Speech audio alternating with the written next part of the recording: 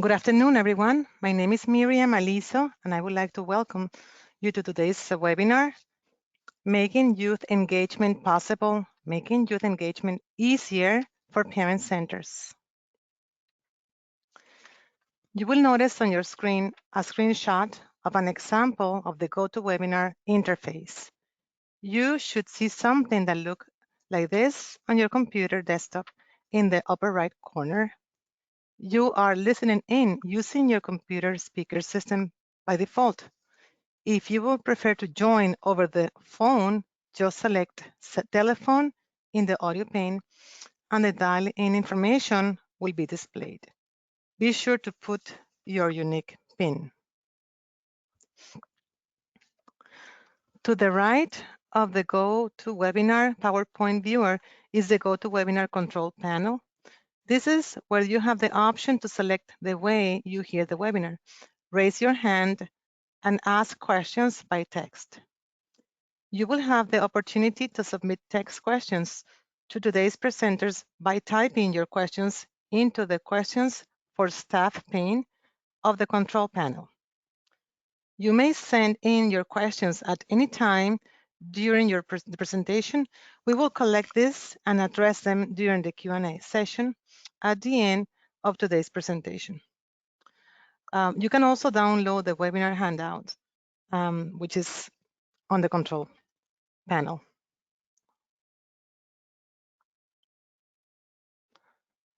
And the presentation is Foundations of Youth Engagement. We have Lydia Prue and Josie Badger. Josie. Yes, thank you so much, Miriam. And thank you all for joining us. I expect that this is probably a reprieve from the inundation of information on COVID-19 that you all are probably receiving right now. And I hope that this is some sort of grounding to bring you back to the work that we are all doing and that is vital for our next steps working with young adults with disabilities. This has been a project of love, both through Raise and through Youth Move. And I am truly grateful for the work that Youth Move has put into this toolkit. This tool is something that we hope will support you all in working with young adults and doing what you're already doing better. I think that sometimes we hear youth work, youth boards, youth leadership, and we're concerned that that's one more thing we have to fit into our schedule. But there are ways that we can do it that is not as daunting, and we hope that this tool will help with those. So now I am going to turn it over to Lydia to talk about most of the toolkit and how it would work for each of you. Lydia? Thanks so much, Josie. I would totally echo your sentiments that I'm really excited to share this with you all. And just, reinforce that we are here for you all too. If you have questions about this tool or any of the pieces within it, please reach out to Josie. She totally knows how to get in touch with me. We don't want this to be like a, just throw it at you and you try to figure out what to do. If you have questions or how to apply any of this, like we're here for you to continue that work. So our contact info is right in the front. If you email info, it'll go to our operations person, Alice, and she'll float it over to me. Youth engagement is really tough. It's not a one-time thing, and it's a process. And so we're hoping that this tool with its core content and a lot of detailed resources and whatnot in the appendices will be useful to you all. We can go to the next slide, or can I control slides? Or is that on you, Miriam? That's all you. Fabulous. Thank you. So within this toolkit, what you're going to find are a lot of footnotes, a lot of text, and a lot of information. You're going to find frameworks and strategies and tools that can help you build up your youth engagement activities and sort of really develop a strategy around how youth and young adult voice can be a part of not only the interventions or the programming that you're providing, but can also be a part of your governance and could be a part of your design, implementation, and evaluation teams. So there's a lot of exciting opportunity here. It's not all challenge. Some of it, all of it, I would say, is like really great opportunity.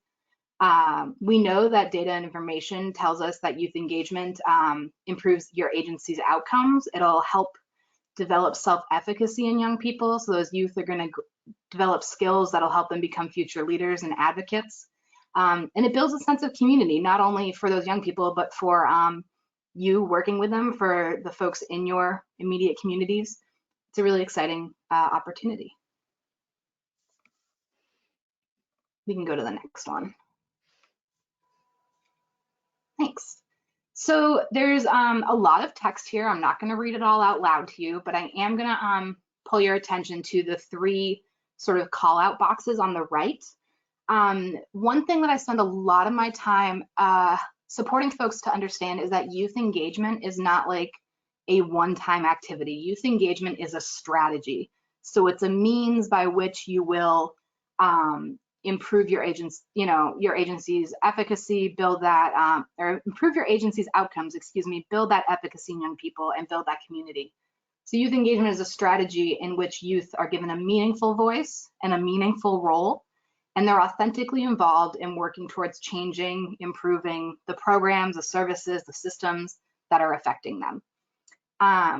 When Youth Move National collected sort of responses from our chapter network a few years ago, more than a few years now, around the term youth engagement and what does that mean to you, one of the words that kept coming up, but that we have a hard time defining, is authentic.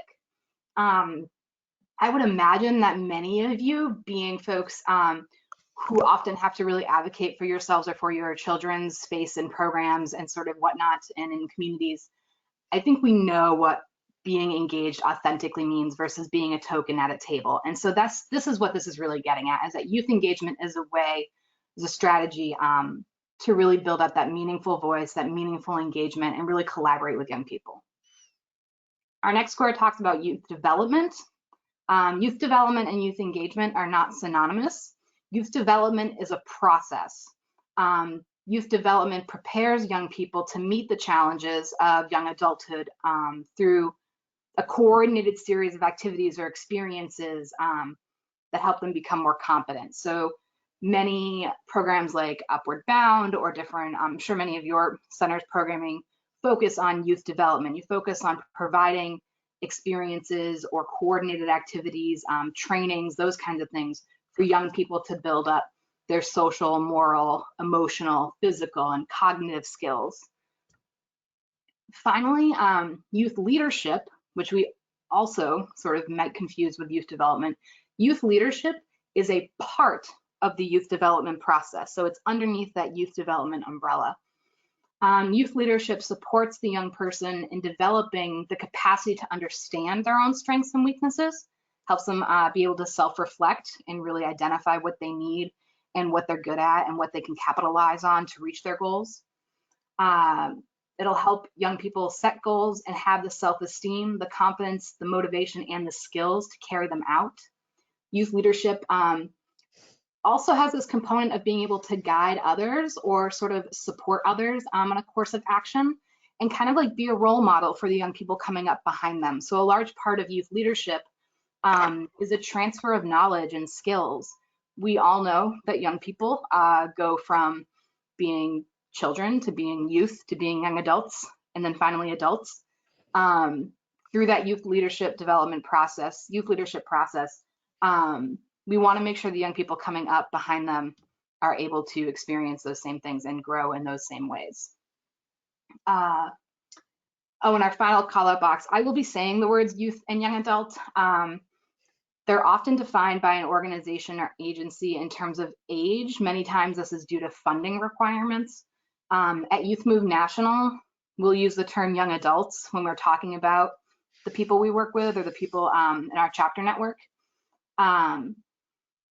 It's not a requirement that you talk about youth and young adulthood in terms of age, but we wanted to note that the Rehabilitation Services Administration defines youth as ages 14 to 24, while the Office of Disability Employment generally considers youth and young adults ages up until 21. So when you're going for funding or when you are looking to partner or collaborate with other organizations, make sure that you're kind of translating your language, you're translating your definitions to make sure you're serving the same population. At Youth Move National, we'll consider young adults from 13 to 30, and many of our chapters on the ground will say 13-ish to 30-ish. Everyone's story is different. Everyone gets opportunities to develop their, their skills or to try out leadership roles at different times. So we try to maintain some flexibility, but just to be clear about that age question, we get that a lot. Are there any questions about things on this page? I know I can't see the question box. I forgot to say you can totally interrupt me with questions throughout if you have them. I believe Miriam or someone is going to interrupt. Yes, hi Lydia, this is Maria. There are some folks who are questioning that they can't hear any sound. Well, I'm sorry. And so I think Miriam is looking into that. I'm not sure what's happening there.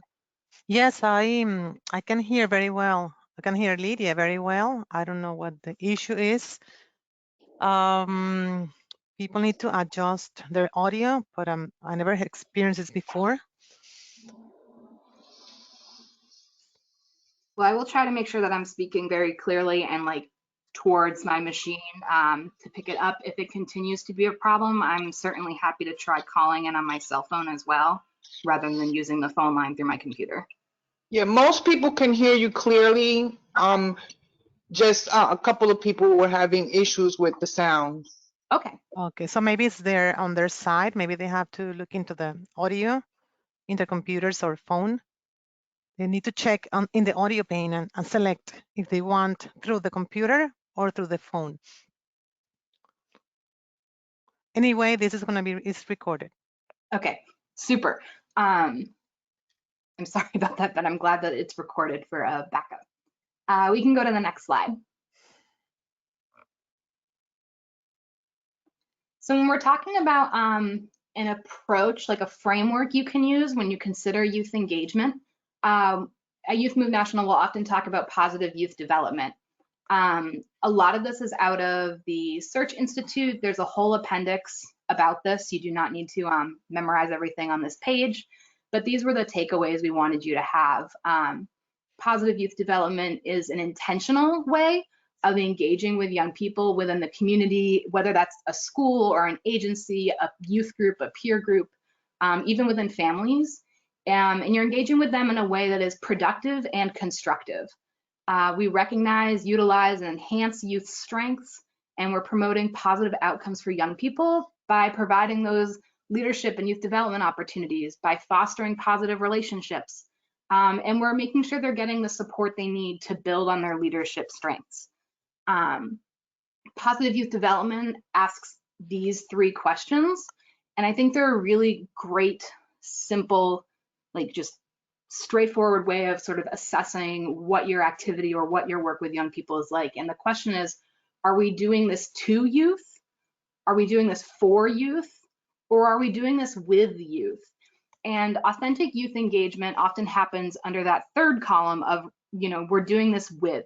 We're collaborating with each other as resources. We, adults and parents have one set of expertise, well, probably 100 bajillion different sets, right, of expertise and experiences. And youth and young adults have another set of expertise and experiences, and coming together and looking at those expertises and experiences as resources to collaborate.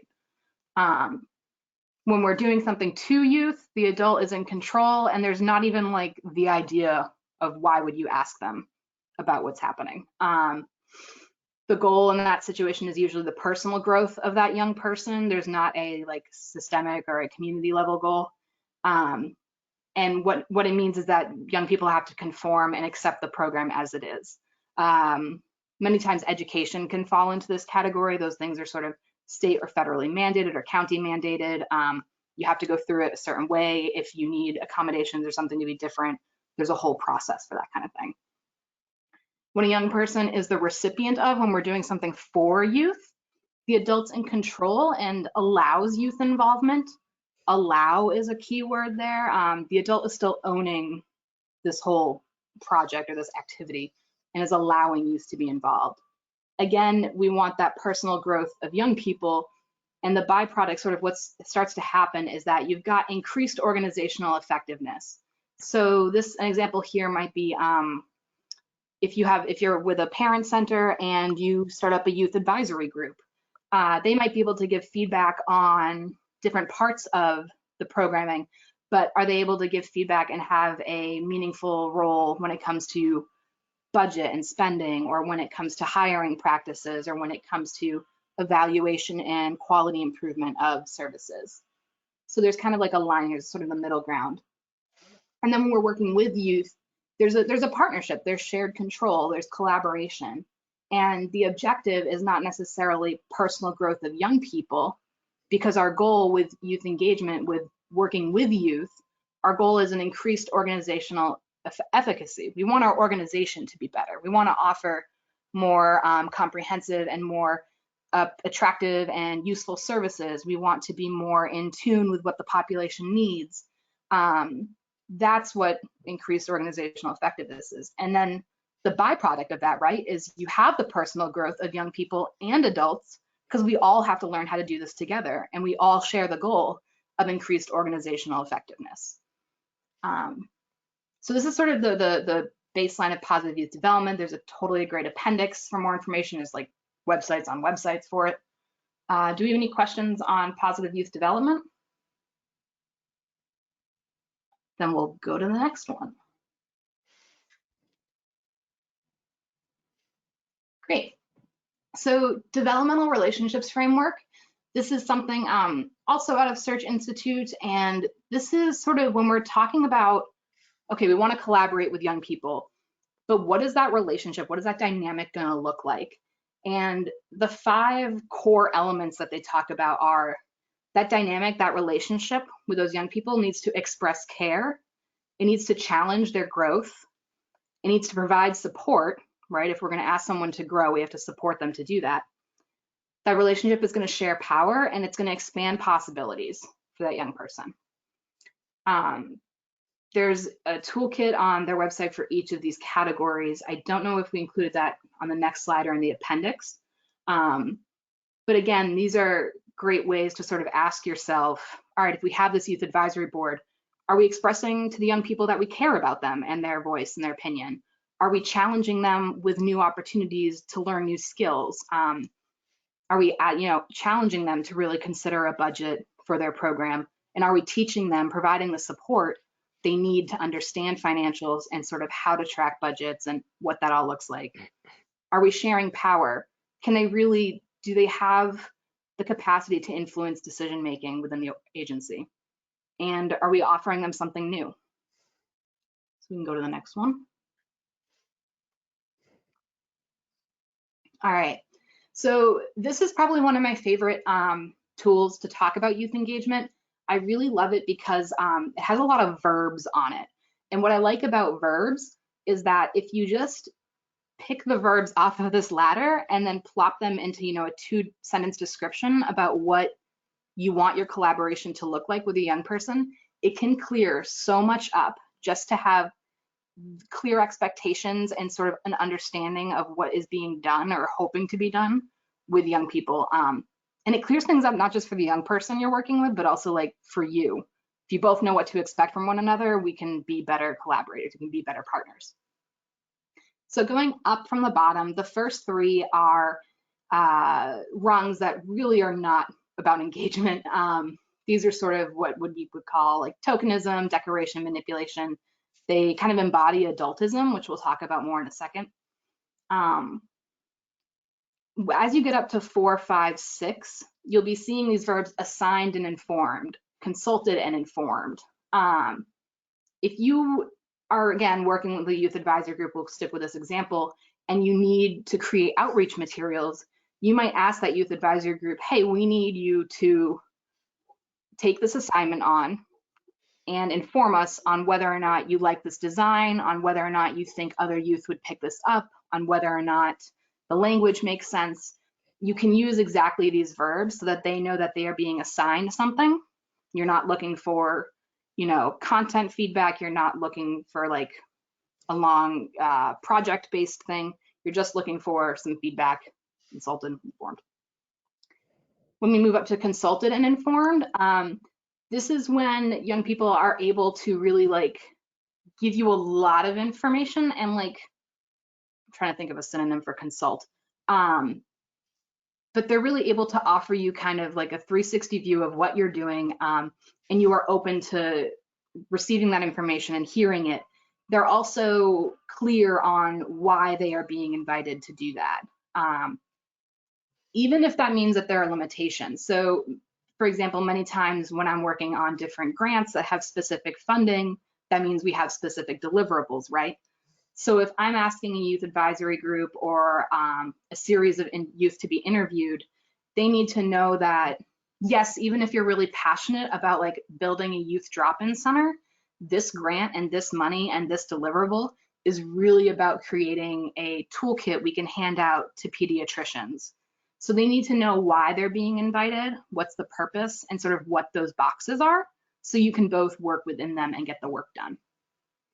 Adult initiated action, again, is adults might come up with an idea. In my world, sort of mental health, behavioral health, that might be Mental Health Awareness Month, which is May, but youth are invited to come on in and plan your own activity and sort of share in decision making around what is Mental Health Month gonna look like. Young people eventually will be able to lead and initiate. They will be able to decide what they wanna do and execute it. And then finally, even beyond that, is this shared decision making. In this way, true collaboration and decision making sharing power with young people is a little trickier and more authentic than young people just kind of having total control. There are settings where young people will have total control. In many of our chapters, the programming component, like the drop-in youth groups or the training component, that is youth run. Young people are leading and initiating those activities. They are deciding where the trainings will happen. They are planning them. They are training co-trainers. They are executing the trainings. They're collecting evaluations. A to Z, they're the ones doing it. But maybe again with budgeting, maybe they're not invited to the board discussions on the budget. And so they kind of fall back to maybe 3 or 4 when we talk about budgeting. It's very normal in your programming, in your parent centers, to have different components of your work be at different stages in the ladder. It is really normal to move up and down the ladder or to jump a rung. This is really just to offer you like a kind of direction, and also so you can set a goal, right? You may not want to or may not be able to be at level 8. Child welfare organizations, child welfare and juvenile justice organizations have a built-in power dynamic, right? Just by nature of the state is your guardian. So shared decision-making may not be possible for many of those types of programs, but could young people plan an event and sort of get their own voices out there? That might be possible. Could they be consulting on how systems are connecting with young people or training their social workers, things like that? So the goal isn't always to get to number 8. The goal is to find the place that is possible, doable, and creates that true collaborative relationship, for your agency. So I don't want you to get intimidated. You don't have to like leap up to number 8 by tomorrow, I promise. So we'll go to the next slide. So more on HART'S ladder. The bottom rungs, again, those tokenism, decoration, manipulation, that's things like using quotes only from youth and young adults without attributing them. If they give you feedback and you use that feedback in an article or in a, a blog post, but you don't say like, young people told us this, it's kind of rude. Like, we wouldn't want that done to us. If you only have one youth on any given panel, I'm sure many of you have the experience of being at a panel or being at an event where they invite the one parent. And it's like, parenting is a pretty multifaceted and like diverse experience. Having only one voice represent an entire collective is not great. And then if we're not involving youth or inviting them to be part of evaluation, hiring, or committee and councils, advising groups, if they're not invited to sort of make decisions about what that programming looks like or how it is acting or serving them, it's really not that authentic. Yeah. So we can go to the next one. All right. So kind of along the lines, this is also 1 through 8, but it's not the ladder. I realize it's a little confusing. The ladder goes up, our Y-val goes down. So one tool that Youth Move National, in partnership with the Pathways Research and Technical Assistance Center out in Portland, Oregon, when we were trying to sort of help agencies and organizations visualize their youth engagement work, is through something called the Y-val, Youth Voice at the Agency Level. And this is an assessment tool. An agency can use it once, or you can revisit it and use that first one as like a baseline and sort of see where you're going. But essentially, we are asking professionals within the agency, so from your receptionist staff or to whomever's answering the phones, to janitors and folks who are helping out with cleaning and keeping the space safe, to clinicians, to floor staff, youth, young adults receiving the service, parents of those youth and young adults, siblings, folks in the community who are kind of around or like interact with your agency. We're asking all of these people to take this assessment survey, and it goes through these 8 critical themes. And what happens is at the end, we score them and we're able to say, all right, this agency is really empowering their young people. They're really strong in category 3, but they're not exactly doing so well and making sure those young people are able to participate in evaluation. So how can we help bolster, that skill of evaluating programming? How can we help the agency support youth to be in that capacity? So it's 8 critical themes. I think it takes about 20 minutes to fill out. We offer it in English and Spanish. You can receive a free copy of this tool. You can go to youthmovenational.org/YVAL. It's a quick form. It was federally funded with public money, so we like to know who is using it and kind of what the impact is. That's why you have to request it through a form. Otherwise, I would happily send it to you. So you can look at it. One option is to have your agency, your organization, your parent center fill out the form. Everyone does it. And if you have your own in-house statisticians and folks who can sort of help you with the results, that's great. Youth Move National, in partnership with Portland State, can also review the results and provide feedback and also like resources that are targeted to different areas of need depending on your results. It's a really cool tool. Even if you do not think you will use it agency-wide, it does ask really good questions about your preparedness and your capacity to engage young people in these 8 areas. So I totally recommend that you check it out, that you do request a copy and take a look and sort of, even if it's only in your own practice, ask yourself these questions. All right, let's go to the next one.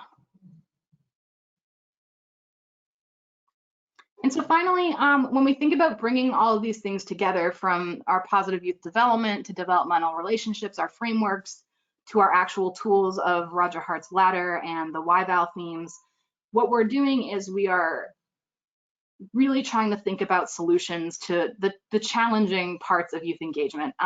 Many times that's recruitment, finding young people, getting them into your space or sort of getting them to speak with you face to face, scheduling, communication, logistics, and also consider that your communities are not all going to be identical to one another. Urban and rural areas will have different challenges. Different language barriers exist in different communities for whatever reasons. Food scarcity can be, a real challenge for some communities and not others. There's a lot of different things to consider. So these are not supposed to be one size fits all. These are supposed to be things you use in your own parent center to tackle the most pressing or the most exciting opportunities at your work. I'd ask yourself why you're doing the work. So what's your purpose for youth engagement? Why are you interested in eliminating tokenism and setting these young people up to be engaged with you? What's your goal for why are you doing it? When, clarify some timelines. If you're working with young people to engage them on a specific project, those are questions like, when will the project begin and be complete? For how long are youth involved in this project? If they're assigned a part of the work and they're informed on what it is, that may be a different time commitment than if they are leading it and initiating and executing it. And will the project end? And if so, when? How do you begin planning for sustainability? Many times with grant funding, we see some awesome youth programs come up and flourish, and then there isn't enough thinking about sustainability in time before the grant money runs out. And it can be super disappointing for all of us to have like this really cool thing exist, and then simply because, not simply, I know funding is very, very challenging, but it can be frustrating for something to end because we didn't think of how will we fund this, or who will host this, or where will this project live on after this funding exists. Your timeline should also be clarified. If you are thinking of engaging young people at an agency or a programmatic level as like a culture shift. So if you're hoping to bring 2 youth representatives onto your board, or develop a youth advisory group or an evaluation team that works with young people to sort of look at your programming and help you improve, you're going to need a timeline for that as well. It just might be much longer. And I'm a big fan of sort of scheduling and wiggle room for when we'd like to have things done by. Finally, you're going to want to know how young adults are going to affect the work. They're young people, not young people, I think everyone is really frustrated when we sit in meetings over and over again talking about the same things over and over again, and nothing seems to change. For me, it means I really want to disengage. I would rather do something else with my time. It doesn't feel productive. It doesn't feel meaningful.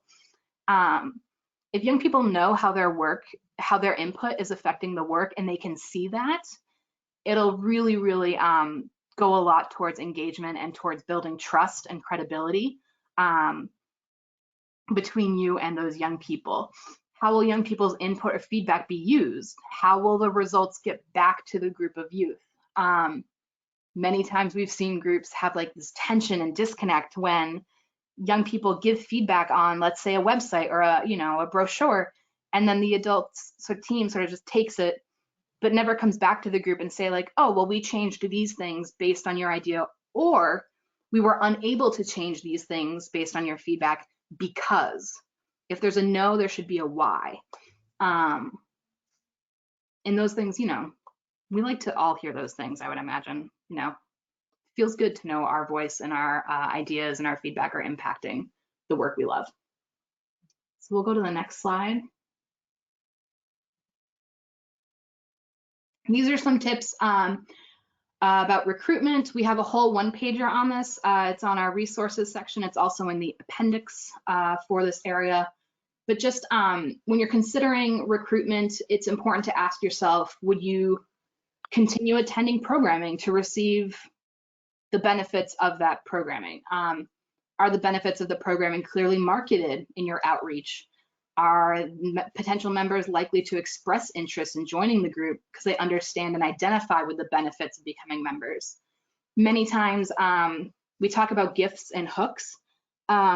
A gift being like, what can someone bring to the table as part of a team? And the hook, your hook, is what keeps you coming back. So for me, my gift is I feel I'm a very strong facilitator and communicator. I can put my thoughts into words fairly easily. My hook is that there's a lot of relational engagement, whether it's on a committee or whether it's on a project, that I get to know people and I'm able to kind of learn how folks work together. That's kind of what keeps me engaged and excited about being there. So knowing what's keeping people engaged and excited about being there. That can include financial compensation. For the record, I also like doing my work because I get paid. That's important. We can't lie about that, right? It's a reality. So there's an emotional hook maybe, and a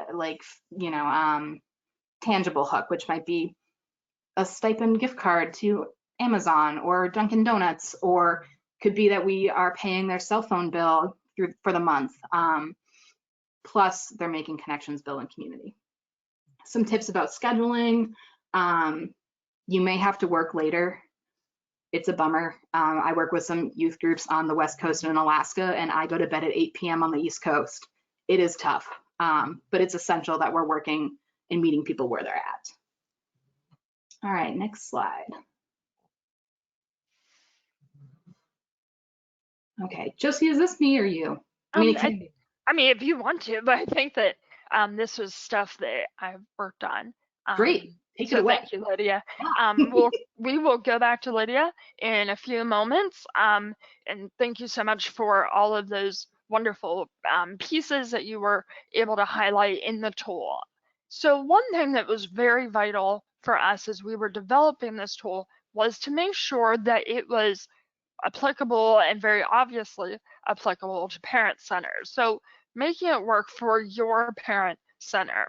As was mentioned earlier, there are a lot of examples or ways that youth can be involved and can contribute to any group. And some of this really depends on what your center is willing and wanting to offer. As Lydia mentioned, we ultimately desire that youth are able to lead and consult and provide feedback on everything, but it's also important to figure out different ways that they can contribute. So some of that, as I'm just jumping through the boxes here, are just providing their perspectives, teaching others. So this might be presenting at conferences, talking to other youth.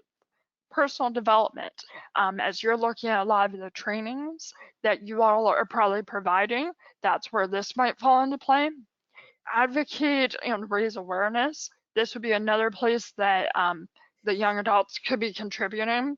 And engaging leadership skills. This part, as was mentioned, is a part of that youth development, but it plays such an important role as we're looking at what we hope for our young adults to gain from these trainings or activities. It might mean that we are hoping to build their leadership skills. That might be just for their own benefit, but it also might be to work with your parent center.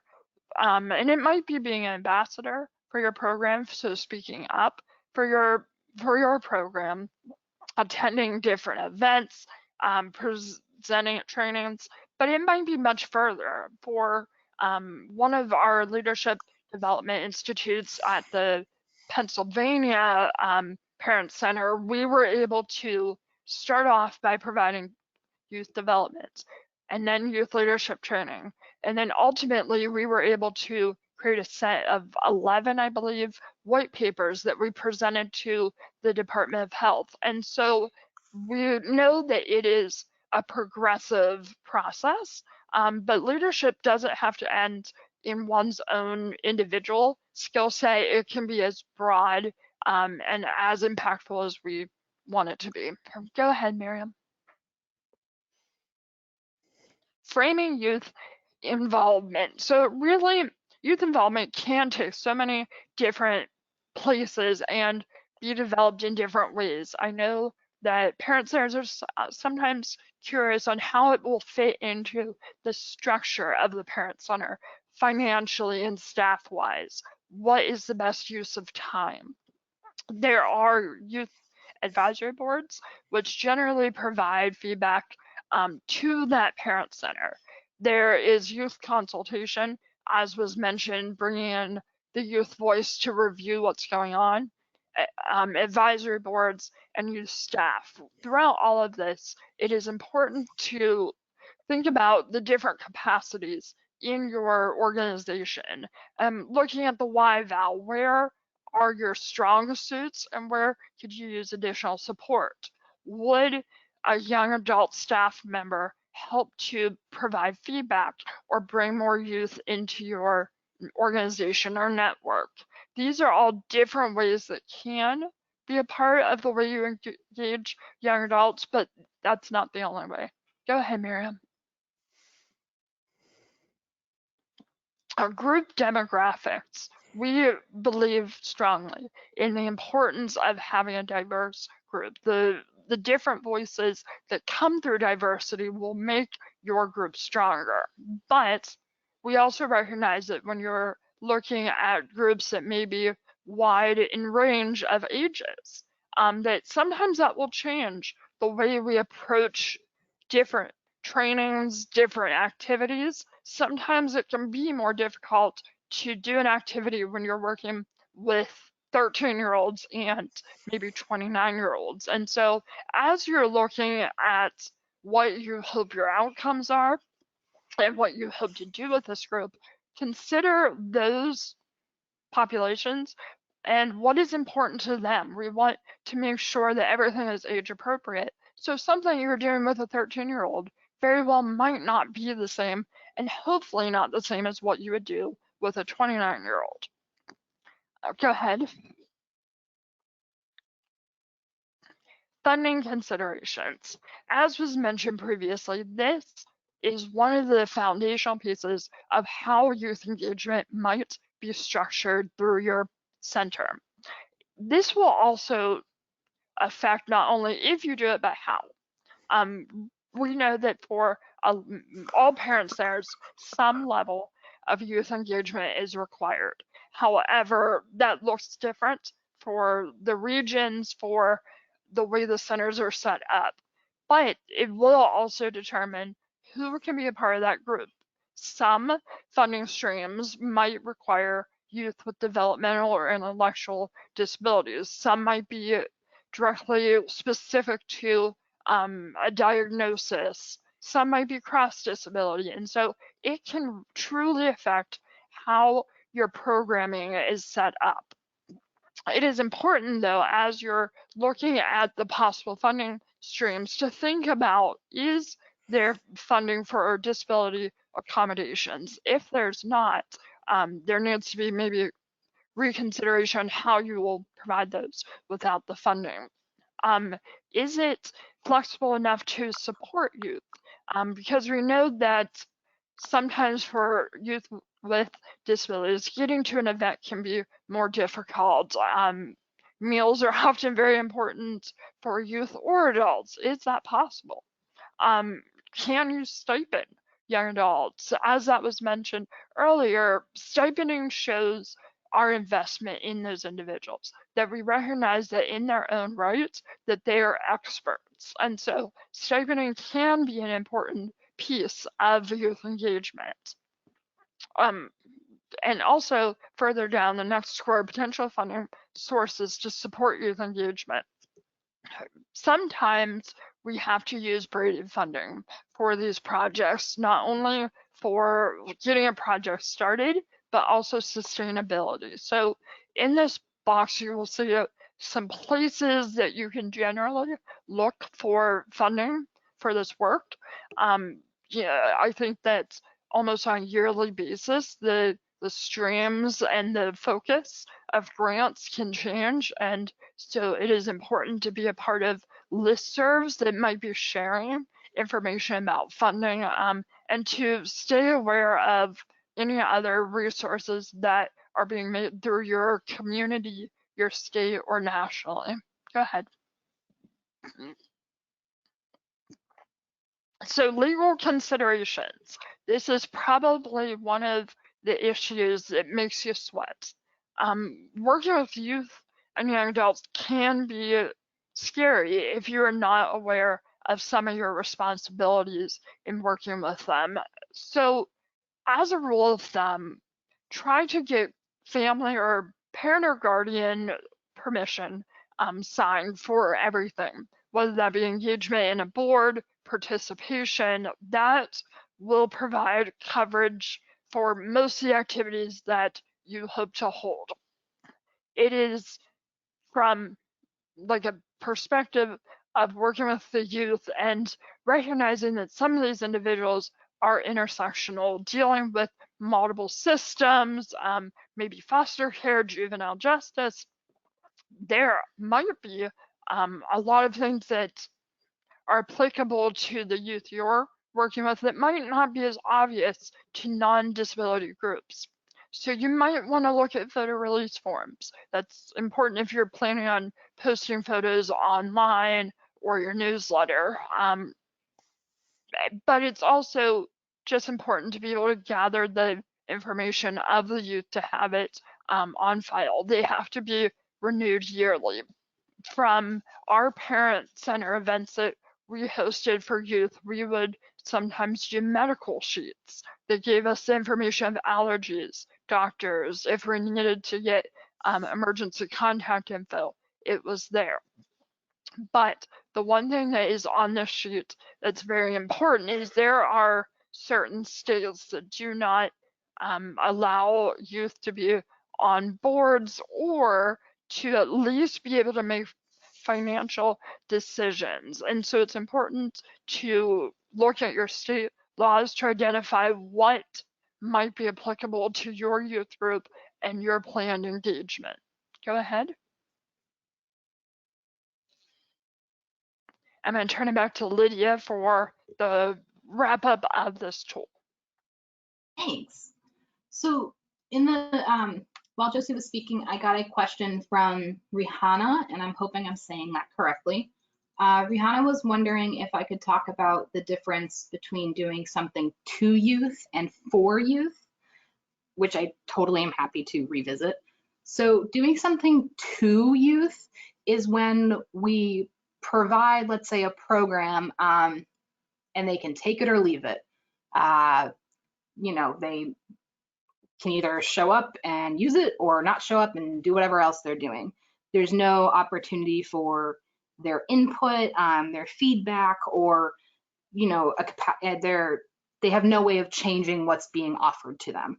So that's doing something to youth. When we're doing something for youth, very often it's adult controlled or systems controlled, and we sort of put something out there and we kind of say, we being adults, we kind of say like, all right, now tell us what you like about it and what you don't like about it. And we might tweak it a little bit depending on that feedback we get. There may not be major changes. It wasn't designed by young people. It wasn't co-designed by young people. But let's say if we're offering an after school program and, you know, what do you like about this program? Well, I really like that there's a lot of art, you know, chances to paint or do arts and crafts. But I don't really like that you know, keep us here till 7 o'clock and don't serve us any snacks or dinner. You know, maybe there are ways that we can take that feedback and make the program more attractive and fun and useful to those young people. So doing to youth is providing something, take it or leave it. Doing for youth is providing something, and there's like a little wiggle room for conversation about how can we improve this or change this. I hope that clears it up a little bit. They're close, but not the same. So in the glossary, all of these words are sort of revisited. We've also got citations for some of the language, especially things like youth development, youth engagement, that sort of stuff. Please visit those sources. They're all at the bottom of each page.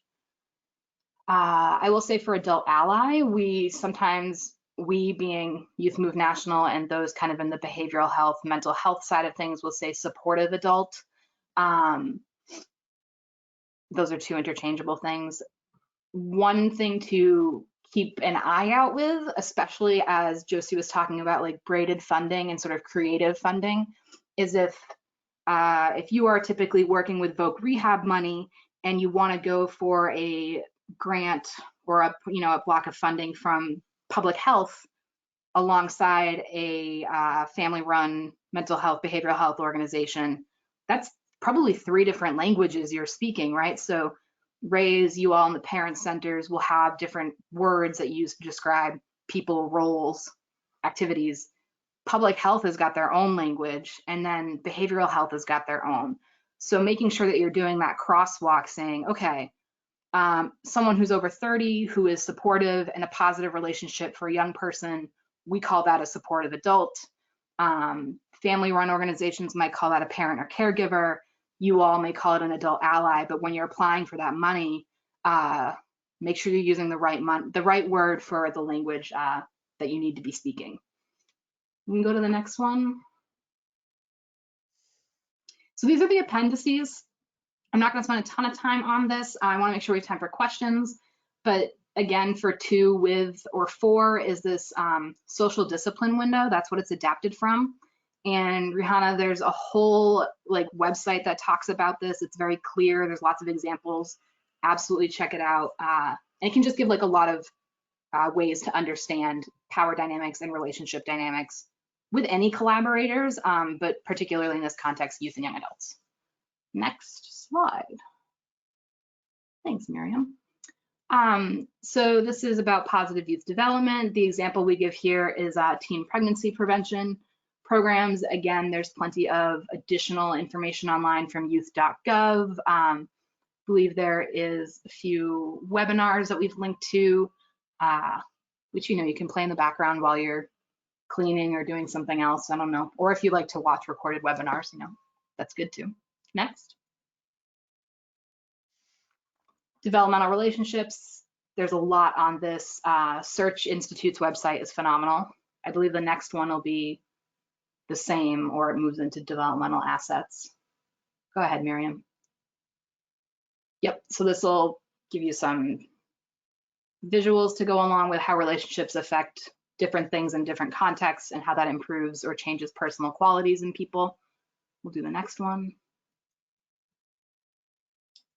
This goes a little bit deeper than the relationships piece. This goes down to the 40 developmental assets that Search Institute has identified. And these are basically characteristics, right? They list them as internal and external assets. These are things like internal assets will be our values, right? We have a commitment to learning. We are really good at talking to people who come from a different background than us. We speak more than one language. We feel good about our identities. External assets might be the support and natural connections we get in our communities, boundaries and expectations from other people, our use of time. So when you combine internal, external assets, those things will help you express care, challenge growth, provide support, share power, and expand possibilities. So it kind of helps you think about what strengths do these people have and how can that translate to action. We'll go to the next one. Yep, this is a bunch of links, a lot of tip sheets. There's a couple toolkits. The Game Changers, Establishing a Youth Advisory Council is a great guide for not only you as parents, but as folks who might be working with youth. Youth can use this guide as well. There's just a lot of good stuff here.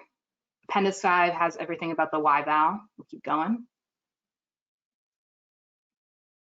And then youth development and youth leadership, we offer some information on trainings and sort of how to conceive of that process. An interesting piece for you all might be the next transition.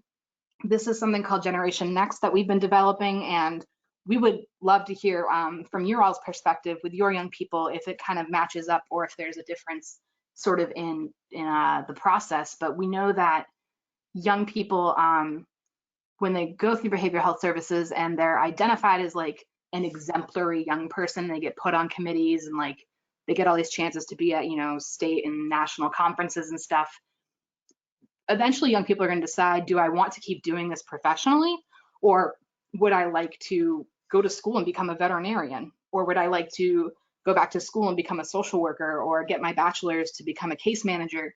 And as we're supporting young people, supporting them to leave and like pursue something else has to be part of that support, as well as empowering them and supporting them to transfer what they know and the skills they know and be able to teach that and share that with younger youth. So that's be like that mentorship piece that we kind of coach them into. And also like, if you want to become a veterinarian, what kind of skills and things do you need to apply to school, go to school, succeed, get your homework done? I don't really know if there's veterinary med school. There must be veterinary med school, what that'll all look like. So next one, I think they're getting, these are our sources. Again, take a look at them. They're great. And I think that's the end, maybe. It's the end. And I didn't leave you with enough time for questions. I'm sorry. We have 6 minutes for questions. Maria, do we have any?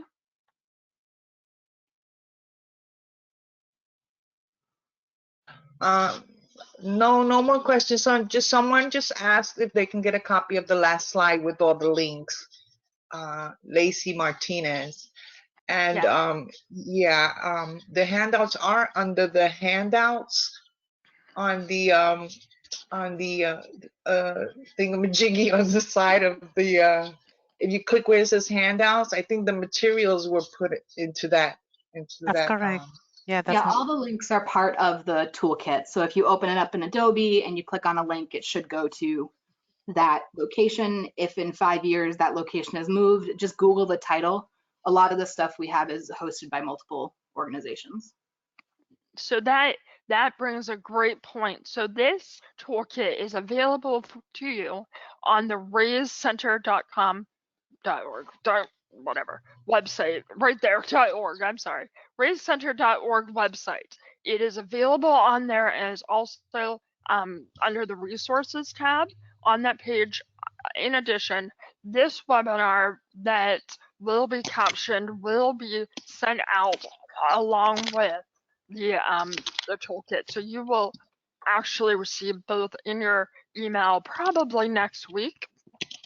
As a reminder for all of you, as we are going through a changing time right now in our society, youth and young adults are probably our best resource in learning how to work virtually and digitally. And just because we are maybe hunkering down in place right now does not mean that our youth engagement needs to stop. Our communication can be made available through Google Hangouts, Slack, Zoom. A lot of these programs have been opened up for individuals to use a free service for now, and Google Hangouts is often available for small groups. You can use Captioner, you can use sign language interpreters on Google Hangouts, and so I encourage you to think about this time while youth are stuck at home. What are ways to start incorporating their feedback now? How do we create community and youth engagement during these times that youth may feel very powerless? How do we make sure that they have a voice now? So I want to again thank Lydia for all the work she's put into this. Thank Youth Move for their support. And thank you again for all of you joining us for this webinar. If you have any questions, go to raisecenter.org and you will find a contact us button if you have questions. And there will be a survey that will pop up and that will also be sent to you after this webinar. We would love your feedback. Thank you all for joining us. Thanks so much for being here, everyone.